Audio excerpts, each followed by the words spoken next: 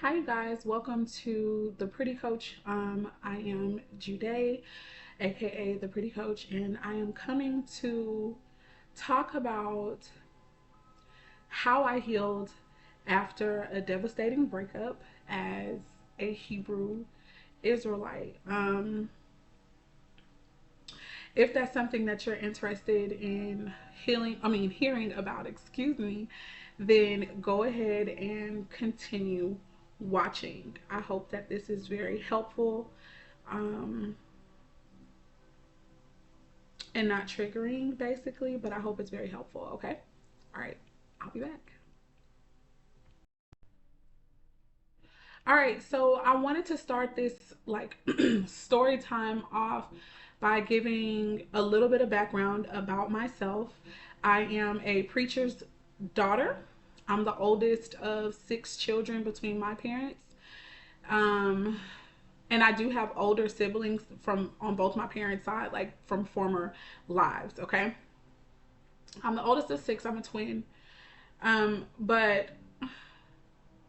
I feel like I've always enjoyed learning about the scriptures and just seeking information, seeking truth, and also seeking to be right, if that makes sense, with God, and to make sure that I had a relationship with God. So, um, I started off as a Christian, like what my family. Let me take these off real quick.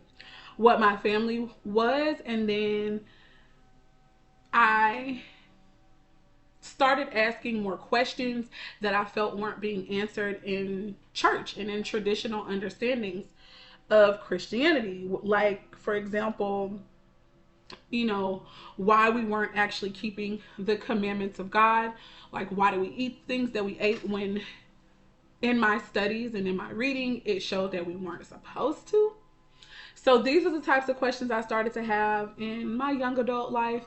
And unfortunately, because there were doctrinal differences or what have you, it started to kind of stir up trouble in my household. And, being the oldest, I didn't necessarily, that wasn't what I was trying to do. I was just wondering why. And when I would ask questions, the answers that I was receiving didn't seem to line up with what the word was saying. And from there, I had more questions. And those other questions got me in trouble because it made people believe that I was trying to challenge their authority and things like that. So, to keep peace, and to not look like obviously a troublemaker, I began to not, I kind of kept quiet, but it was always in the back of my mind. So when I was old enough to kind of make these decisions for myself about what I was and what I'm going to do, I started to do that. And one of the things that I felt was really important was to obey to the best of my ability the laws of God, because I had read the whole entire Bible, so the Old Testament and the New Testament, and I started to see a pattern that, even in the so-called in the Messiah, Christ, he often stated and was talking about participating in things that happened in the Old Testament. So like the holy days, which us as Christians weren't even talking about. Okay. At least not in the churches and the church that I grew up in. So I'm like, Christ is talking about the holy days, but we haven't mentioned anything about the holy days. What's going on with that? And also that Christ mentioned that until the heaven and earth end, basically, and I paraphrase, until the heavens and the earth pass away, then the law was never that the law was not going to be done. But that he did come to fulfill a certain portion of it. So with that understanding, I'm like, oh my God, so we're supposed to still be keeping Torah. And when I brought it to my father, it actually upset him, and he was like, you don't understand and you're misinterpreting that. And yeah, you just don't have the right understanding. So all in all, I started with the dietary laws, and I basically prayed and stuff and was asking God to help me to do these things because I was never taught this, and I had been eating wrong all of my life. Okay. So, boom. Fast forward from there, because I have this prick in my heart that's telling me we're supposed to obey this God that we say that we believe in. Um, and I saw that they had rules and stuff, even for how we're supposed to live as far as with men and women, dating, all that. So I started looking into that because I was in a part of my life where I was beginning to feel like I wanted to be a wife and I wanted to have a relationship, but under the guidelines of God.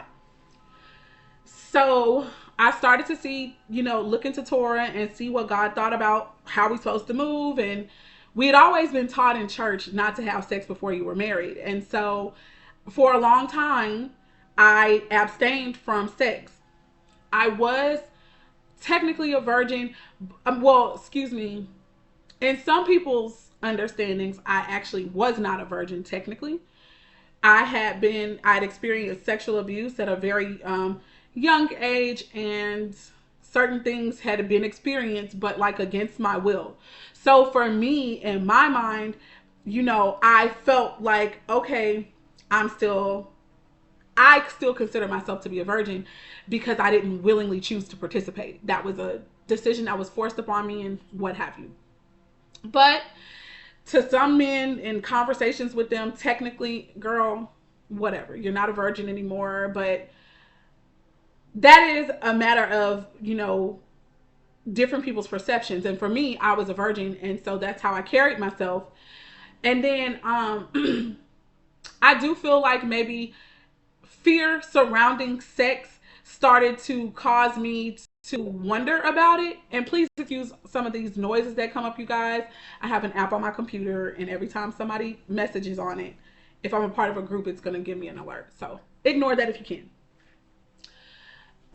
Yeah. So as I began to get older and was becoming more and more interested in becoming a wife and all that kind of stuff and being around guys, my fear about sex started to come up. So I wound up manifesting, and I manifested a crazy experience, which was that I felt like I had heard so many stories of young ladies who were crazy behind their firsts, and it didn't even end well, so they regretted it. So I prayed a prayer like, well, I prayed two different prayers. The first prayer was, let me meet my person. Let us be kind of like a match, and let us choose to abstain until we're married. And let us remain married till death do us part. Thinking with the mind frame at the time that I had. So that was one prayer. And then I prayed another prayer that was like, okay, probably because I felt like the other prayer wasn't going to happen. So there was a lack of faith there and all that kind of stuff. But I digress. I prayed not to be afraid of sex.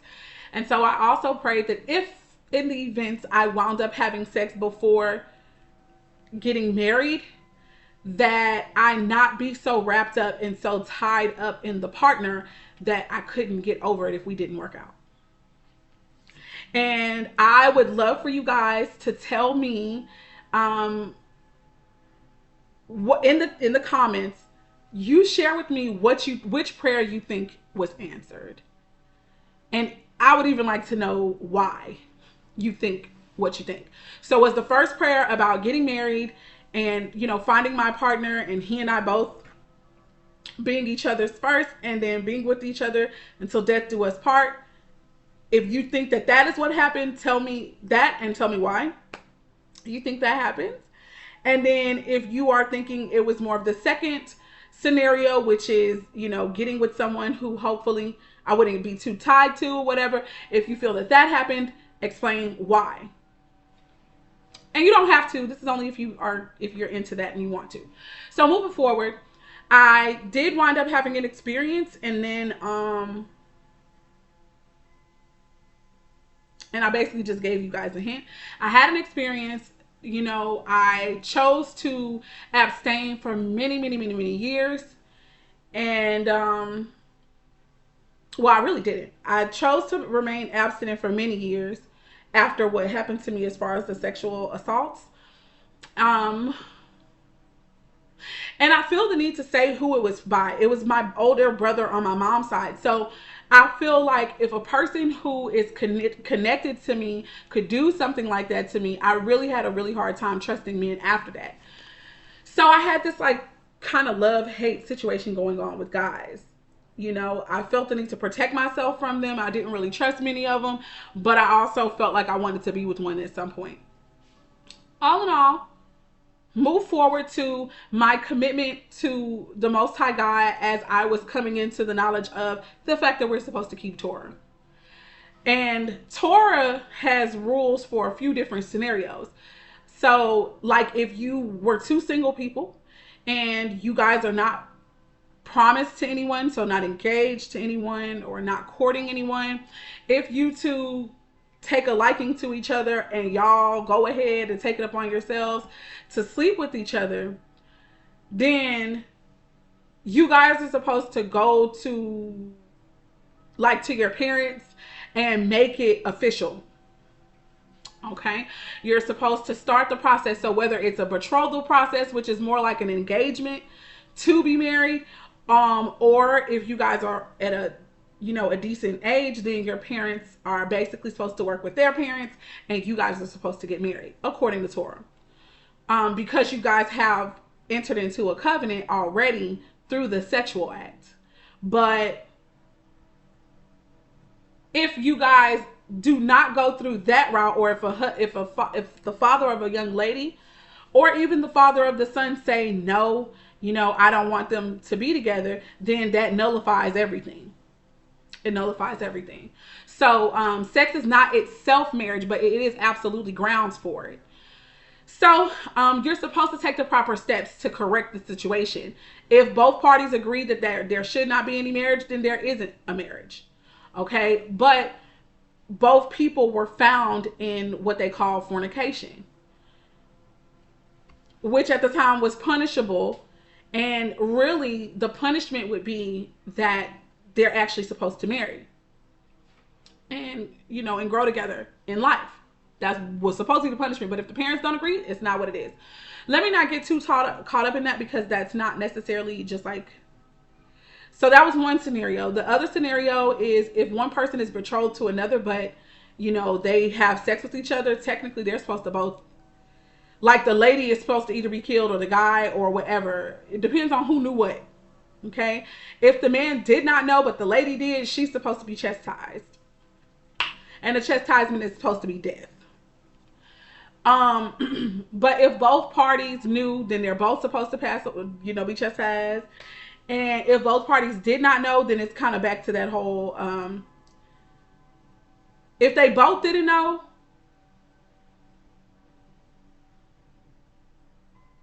which there would never be a case where both parties didn't know that somebody was betrothed. That would never be a case. So, the two individuals would have known that they were engaged, even if they didn't share with the other. So they would still both have to pass away or die or experience some type of punishment because they both knew. Somebody gets lashes. But anyway, that's another topic. You could look that up for yourself if that's something that draws interest. But nevertheless, it was very serious, and I understood to me why it's serious, because sex is an act that combines people's energies, and it is hard to shake those things. I don't care what anyone says, it's hard. So that's why I began to abstain. And from there, I abstained from sexual activity for about 2 or 3 years before I wound up actually moving. I took a spiritual journey and I moved out of the country to a place called Amman, Jordan. Before I did that, I prayed about the whole scenario. I prayed about the situation. And I was even praying, that I could potentially meet a spouse who was more in the same mentality as I was, which was understanding that we are supposed to keep Torah because it ain't done away with and all that kind of stuff. So someone who wanted to please God, basically just as much, if not more, as I did. Not that we're perfect, but that we wanted to try. So I'm not gonna lie to you guys. I feel like before I really, really made a commitment to be abstinent, there were a few experiences that I had before then, but they actually wound up not working out the way that I would have preferred them to. And that's what really helped me to just get really, really stern about my walk in abstinence. Because it's like, it's nobody out here. It's not. They're not trying to do the same thing that I'm on. So with that being said, go across overseas. Um, at this time, like the way that I'm dressing kind of changed a little bit, and like I'm the type of person that I fully immerse myself in something. So my attire had kind of changed, not all of it, because some of it I was already doing. I always covered up my whole body anyway, and I loved headscarves, so none of that was really hard. But I started dressing that way, just like more. So I would have my head wraps on, and I'd be fully clothed or whatever. So that wasn't nothing. When I moved and lived abroad in Amman, Jordan, you know, it was a beautiful experience for the most part. Um, it was a bit tough because now I'm like, you know, the immigrant over there versus being a quote unquote national or citizen. So it was different in that regard, but it was a pretty good experience. It was beautiful.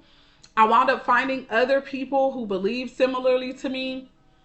They were already living over there and all that kind of stuff. So there was a small community of people already living out there who believed that the ways that I did. So before I moved forward, there was a point in time where I believed that the Hebrews are actually people who look like us. I still believe that. That has not changed. But there are certain aspects of the journey that have changed for me. And part of that is the way that I see relationships now. So that is the main part of this. And let me get into it. When I went over to Jordan, I kept myself, obviously, continued to keep myself. And my main motivation was always to be with a spouse. I did not see boyfriend and girlfriend in scripture like that. What I did see was if two people took a liking to each other, or if their parents chose for them, then they would become betrothed. So that would be the engagement stage, or they would court, which excuse me, courting is like dating for our culture, the American culture over here.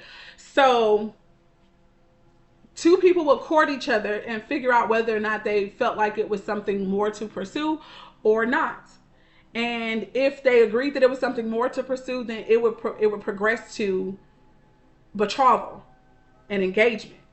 And then it would progress from there to a marriage. Okay, there will be a wedding ceremony and yada. If it did not progress to courtship, then the courtship would end and the lady and the guy were absolutely free to see other people, you know, and or open themselves up to another person, possibly for betrothal and eventually marriage. Now, keep in mind, most of us who were learning, you know, that we are in fact the descendants of Abraham, Isaac, and Jacob, and that we were in fact supposed to keep Torah, a lot of us are coming from a Muslim or a Christian background, which for me, I can speak for Christianity because I'm not familiar with Islam. What I will say is that with Christianity, we are taught that we were the Gentiles and that we are the heathens. So having that mind frame, Gentiles and heathens weren't necessarily expected to keep the law. But if they did, it was great. And they were to always be treated as a natural born Jew or a natural born person in whatever tribe they wound up being close to, or yeah, it was close to proximity. Whoever you were close to, whatever land you lived in, and whoever land that belonged to, then you were to be treated like a natural person of that tribe. So it was never anything that was super exclusive anyway. What was exclusive, I found, was that you weren't supposed to like marry, even though you're supposed to be considered as a person of that tribe. You are not. And so you were always meant to marry someone who was of your same tribe. So if you weren't of the 12 tribes, then you're not going to marry someone who is a part of the 12 tribes. But I digress. So we are now coming into this knowledge that we're not heathens and that we actually are the people who are supposed to be keeping it. And so we're having to wade our way through and dissect through a lot of things that we used to believe we were able to do and move like, and now we're not. And so that's not so easy to do. So anyway, I said more of prayers, fasted and prayed before I feel like I manifested this other relationship, which was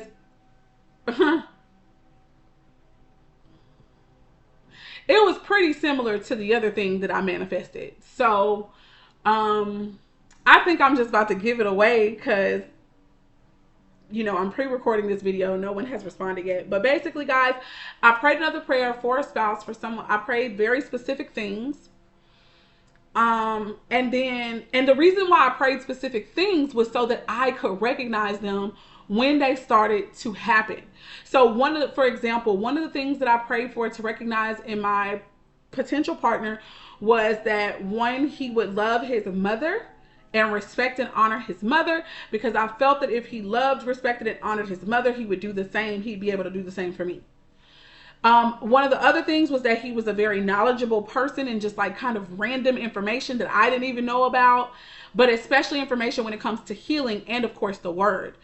And then there was one particular thing that I'm about to tell y'all about right now. And you may think it was petty or carnal, but I was being honest. My other part of the prayer that I prayed, and this one was the thing that I felt like it was so far-fetched that it would have to be a clear sign. And that was that this person be able to cause me to orgasm several times. Because at that point in time, I had not experienced an orgasm. And, unfortunately, the majority of my sexual experience was stolen. So I only had one other pleasurable experience. And even with that pleasurable experience, I never did have an orgasm. So this was, aside from the other attributes that I asked for, this was something that I felt like was out of the ordinary for me, and I thought it was far-fetched, and that's why I asked for it. So prayed that prayer. I fasted and prayed on these things for a few weeks actually, and then I stopped and I just kind of forgot about it. Certain things happened when I was in Jordan where I had a roommate at the time. I had just found a job, and in Jordan you get paid like monthly. We don't get it every 2 weeks and all that kind of stuff. You get a monthly lump sum, and you better do what you can with it until your next payment. Okay. At this time, because I'm a new person here and they don't have any knowledge of who I am, I'm basically an immigrant. The people who I was renting from at the time, they were nervous that I wasn't going to be able to pay my rent. And so, they kicked me out of the apartment. And my roommate at the time had already been making her arrangements with someone else. She was a mom and all that kind of stuff. So she was already making arrangements elsewhere. She had a place to go. She moved out, and that was it. And I was left in the apartment by myself, and I had to find a place to go too. It was towards like the end of the month. It was 2015, and it was like July 2015. So I had to talk to some people that I was cool with. They gave me some ideas about, what I could potentially do to not just be on the streets. So one of those suggestions were, there was a family that lived across the street from me. And it was a mother and a son family. That was the dynamics of their family. And I kind of really didn't want to do that because word had spread like about the older woman and how she was towards younger girls because she was concerned about them wanting to get her son. But I'm like, at this point, I'm kind of desperate, and I'm not thinking about your son, even though I'm praying and asking God for a husband. I'm not over here trying to hop on every guy, So I'd actually made it a point to stay away from them because of that. But this was a last kind of ditch resort, and I had to go and reach out to them. I called them first, but they did not answer. So I literally had to walk over there and knock on their door. And I really didn't want to do that either. Jeez Louise, it was very uncomfortable. Okay, let me just say that, a very uncomfortable experience. But I had to do it because I was getting kicked out. So I did that. I told them what was going on. They went ahead. The mom allowed me to come and stay. She knew that I had a job. So it was more so a matter of, I just have to wait until I get paid again, and then I can, you know, either pay you guys for allowing me to stay here and then go get a place, or I can just save up all my money. She opted to let me save up all my money until I moved. And so that wound up taking like almost the full month. And by the time it was time for me to move, she had developed a liking of me herself. I liked them myself. I felt very at home and very comfortable with them. So when it was time for me to really move, she came back and was like, hey, what about you stay? We love having you here. How about you stay? And I looked at the guy who me and him had become like friends and associates at that time. I looked at him and I'm like, and he was like, yeah, I'm fine with it. I'm cool. He was a little excited. I got excited and I'm like, okay. Well, that's not how it happened directly. I wound up moving, finding me a place, moving in, but I stayed coming over and visiting with them because they had become like a secondary family for me there.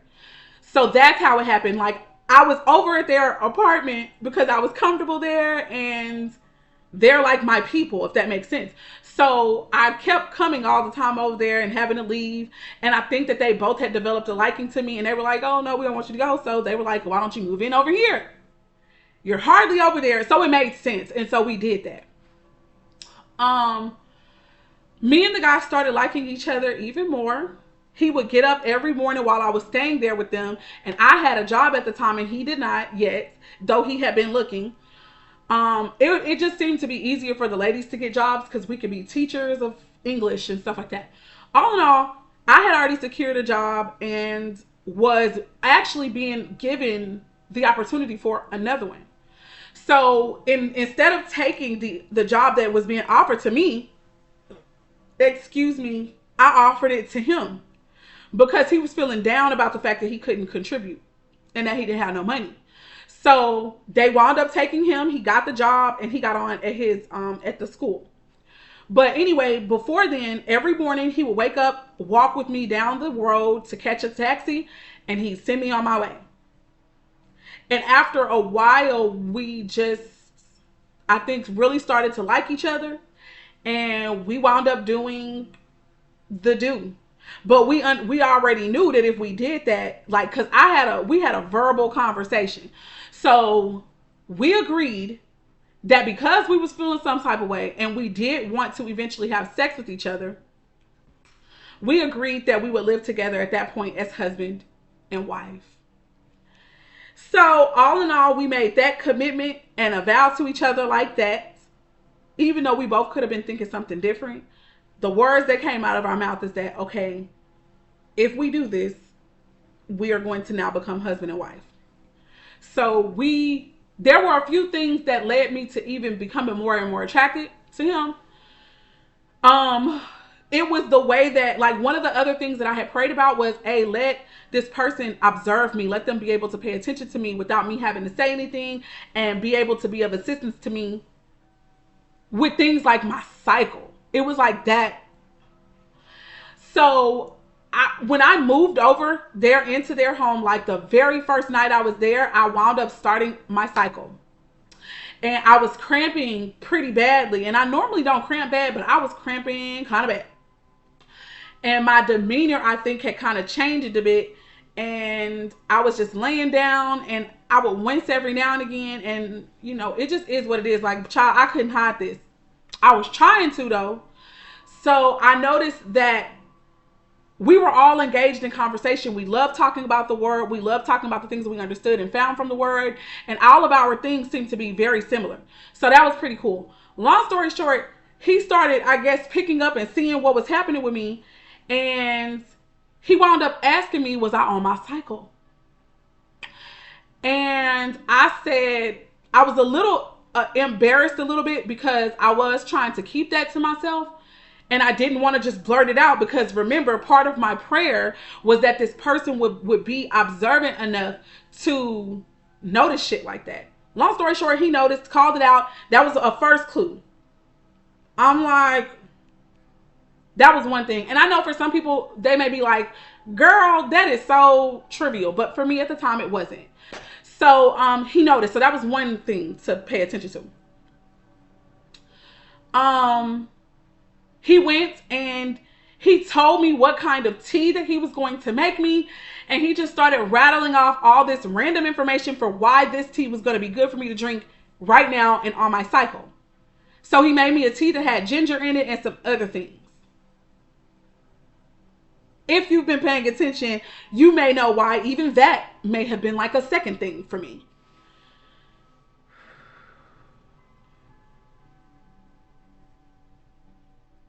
This wasn't the last thing, but I'm going to hop on over to this thing. When we agreed to have sex with each other for the very first time, I this is so embarrassing, and it may be TMI, but I'm telling you guys the story time of how this is gonna have to be a part one because it's getting too long. Point is, we had sex for the first time. I had never experienced the orgasm, so something happened where I was feeling like I had to pee, and I was scared because I didn't want to be embarrassed to be peeing on myself. Right? I stopped him in the middle of the act, and I was like, I have to go use it. I gotta go pee. I'm like, get off me. I gotta go pee. So he lets me up. I go use the restroom, and when we start to get back into everything, he's like, this time, just let it go. He was like, just let it go. And he explained to me what would have probably been happening. And I was like, oh. And that was that. So when it happened, I let it go. And that happened several times. And if you've been following along the story, you also know why that could have seemed to be an answer to my prayer. But by that time, because we already had agreed that if this happened, if we had sex, we were going to live as that, as husband and wife, we were having sex. So that was already going to be a thing. So after it was all said and done, that act happened, I still asked him, even afterwards, I asked him this series of questions, and I didn't give him the answers, but I was asking him, wondering what his answer was going to be. And he still said we were going to be like husband and wife. I asked him when he was going to tell his mom. And that was that. So he eventually told her. And she was like, oh, I already knew something was happening, or it was going to. It was bound to. It is what it is. She was happy apparently at the time for that. And we began to live together, this time now as husband and wife. So that was how the first relationship after, choosing to abstain. I felt like I was a new person in a way, like a new creature. Just because of certain behavioral things that had changed. So all in all, this is how we're living now. This is my husband. This is yada yada. The vow that we spoke. But there is nothing written at this time. So honestly, someone could have changed their mind, which eventually did happen. Now, this is where the breakup, I'm going to fast forward into the breakup. It was devastating, to say the least, but I did start having intuitive dreams and just gut feelings that something big was about to happen between us, that it was over and all that kind of stuff when it progressed and it hit the fan and it was going to be over. And I was just going through it a lot. I was crying a lot, could feel that it was over. And it hurt because it was like, damn, I tried to still do this the right way, and we still nothing, it didn't work. So that was devastating. It made me feel like a failure in a lot of different ways. And I was already mourning the end of the relationship before it ended. The way that we wound up breaking up is we got into a really big fight, and he wound up just being like, you know what, I'm tired of this, I'm done. Because a lot of our arguments wound up being around his mom and her influence in his life and how he wasn't cleaving to me. And basically it was doctrinal differences in the Bible. That's where the groundwork of our arguments happened. He is, in his defense and his mom's, he was her only living child. So they had a really close connection, and he didn't want to just leave his mom. And I wasn't trying to get him to leave his mom per se, but I felt like we should have had our own space once we got together and did what we did, we should have had our own space. That was my process, but he didn't agree. So he was just like, we should just get a bigger spot.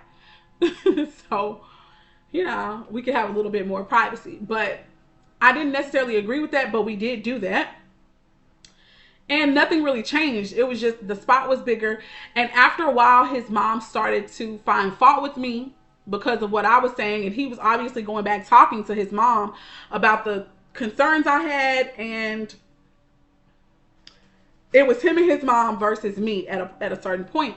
And eventually they left me in the newer, more expensive apartment.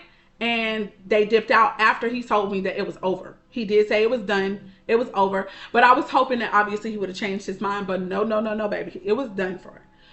So he left me in the apartments. Mind you, I was back to square one, basically just being on my own out there. And at this time, I wasn't even working. I was in need of a new job. So, which also was a part of something that he felt that made him make his decision. So he left me, him and his mom, and I didn't really have anywhere to go. I did have another male friend who knew people, and because he had been there for like 3 years prior to us arriving, he put me in touch with someone who got me a job, and thank goodness I wound up getting a job, but they also allowed me to live with them. So that's what happened, and that's how my breakup happened as a Hebrew Israelite. I was very devastated. I was very hurt. And basically what I feel like I learned is that there wasn't really anything different about either of us, just that we understood that we may be the descendants of Abraham, Isaac, and Jacob, and that Torah was meant for us. But the way that we saw everything and how we felt still took precedence over obeying the Torah, if that makes sense, right? So that's how it ended. I was heartbroken, but I had to get over it. I tried to reach out to him to try to rectify the situation and to try to get back with him, and it was to no avail. He began to speak really badly about me and tried to make it like I basically seduced him and all these manner of things, and he just made me out to be the villain, and that's just what it was. And I was over here sad and hurt and crying and wanting to be with him and wanting to just work things out, but that's not what happened. I felt like I really didn't even get closure from that, but that's another story. We broke up. He left my ass. And I had to be left with getting over that. And so here's where, what I did. It was hard for the first year because I feel like I was in delusion about him, about maybe how he viewed the Torah. I was in delusion about him gonna do things the right way and all that. And really, I would say that I was in delusion because I was wanting him to do stuff the way that I thought he was supposed to do it. All in all, he never reached out to me again, ever. Like, he cut off communication, and to this day, I have never talked to him. I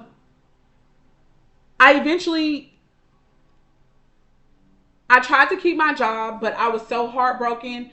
I just couldn't function. I was crying damn near every day at work. It was really, really tough. Like, I had to wind up telling my coworkers or my boss, my supervisor, what was going on with me because it was so hard. I just couldn't function at work. So they would allow me to sometimes go home, or at least just they would have people cover my classes for me. It was such a beautiful, listen, there will always be racist people in the world. For now, because that's a level of understanding. But I'm telling you guys, and I'm almost going to cry now. Those ladies, you guys, the way that those women rallied around me, and they did not know me. I was just a woman from America.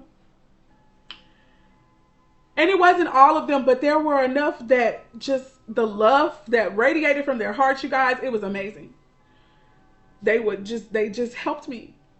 They covered my classes if I couldn't make it through a class.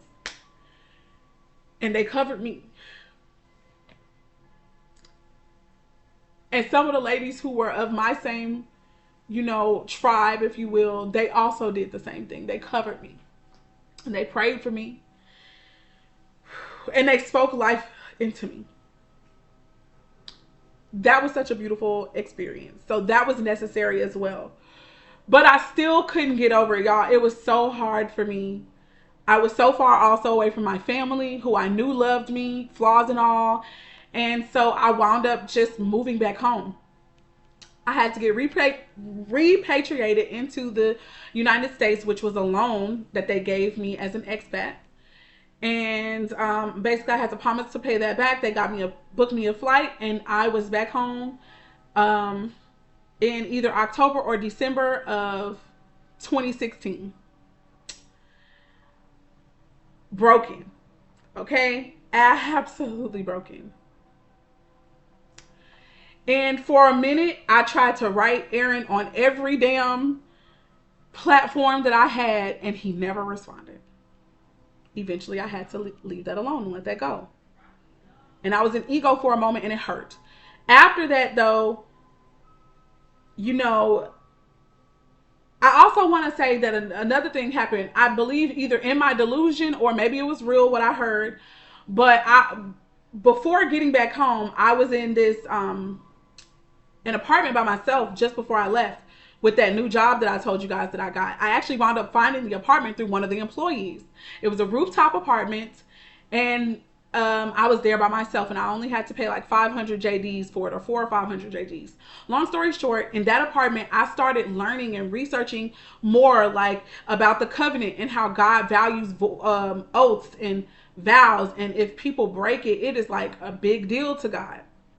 And I started feeling like I got these messages and downloads about how, God was going to bring us back to each other and stuff like that. And so, honestly, in hindsight, I could have actually just been going through the grieving process and making these things up because I wanted to be back with him so bad.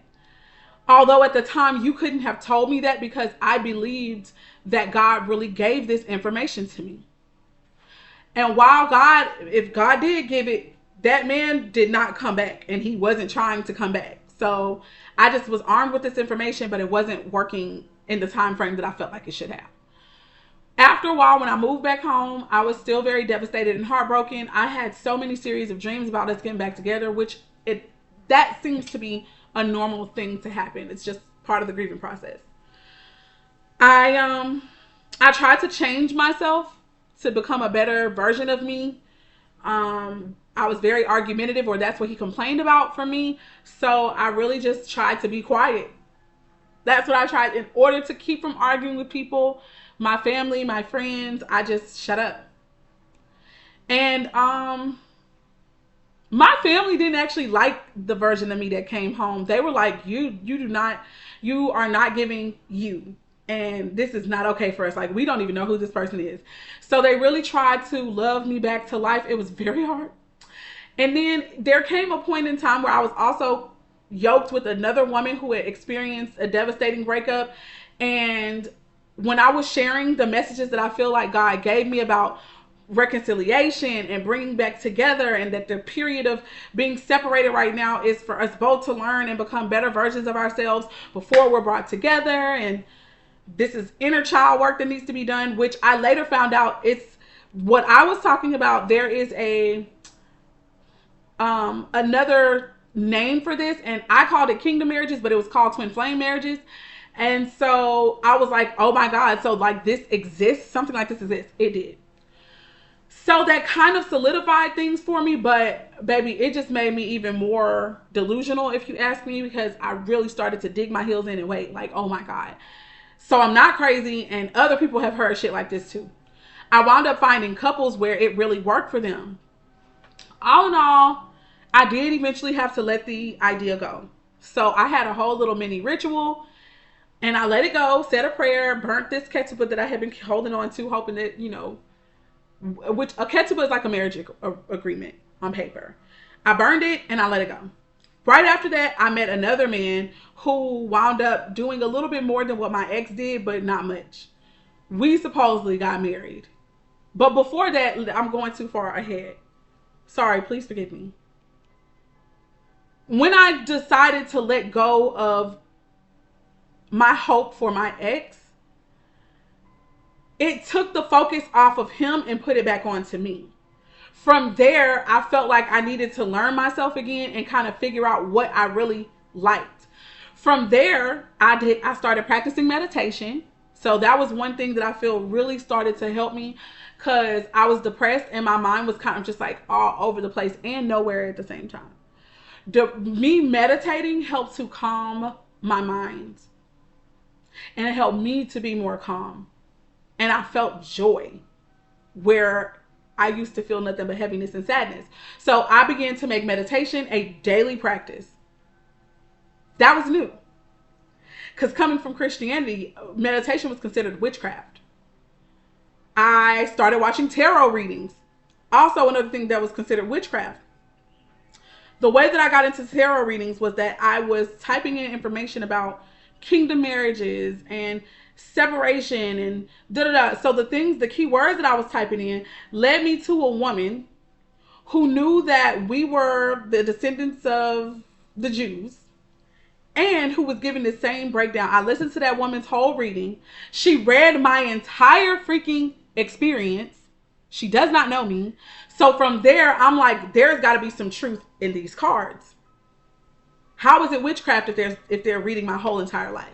So this set me on another journey, a spiritual awakening, which I believe now that was probably the whole purpose for us getting together in the first place. That this man was a catalyst for me waking up spiritually in another way. So, yeah, I wound up meditating. After that, I was also incorporating a lot of these readings into my life. And from there, I just started listening to myself more.